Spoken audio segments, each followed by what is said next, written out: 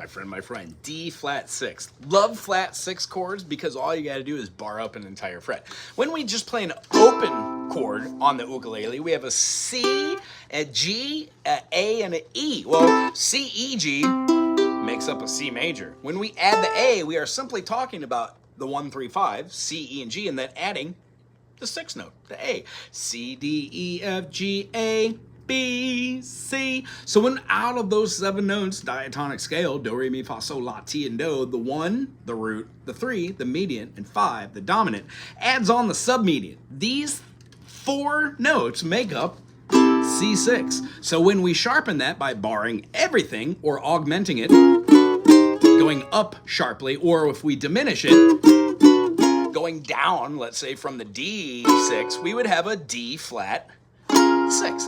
And harmonically named a C sharp 6, you will have 2 different names for these. We're just simply calling it a D flat 6 because through the eyes of having a D flat, an F, an A flat, and now having our B flat, you can see how we have all notes that represent our 1, 3, 5, and then our 6th note.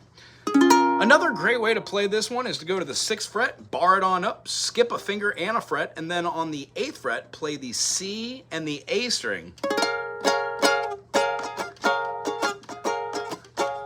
That has a very island feel to it. And then lastly, we can go to the 9th fret, 5, 7, 9, play the E string, take 1 finger and play the C and the G, and then the 3rd finger to play all the way up top on the A. If you do this, you are a rock star. Why? Playing 2 notes with 1 finger is kind of weird. It's a partial bar. If you want, you don't have to do that. It would look exactly like what you would play for your D minor. You would then just scoot that all the way up so your first finger is playing on the E string, and then you would put your pinky right out here. The reason why I don't do that is a lot of fingers on the fretboard means I don't have any fingers for awesomeness, so I'd have to break this chord to do some sort of melody. If I play just this chord, I've got not only this finger I can move around in this kind of quadrant right here while keeping the bass, but then I could also extend to play melodies. And since almost all of our scales can be played with 1 pinky, you have the option of changing notes inside of the chord.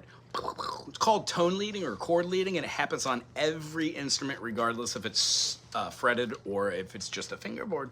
Tell you what, if you enjoy these little bitty shorts about how to play certain inversions of chords, subscribe. Send this to somebody you know that loves music, and check out the channel. There's something like 10,000 videos at this point. Do this because I love it, and I do it because people tune in. That's the only reason why. I teach music in Hilo, Hawaii, and out of the 3 days I have the opportunity to teach, this is one of my favorite things to do. Thanks for being here. Subscribe to be.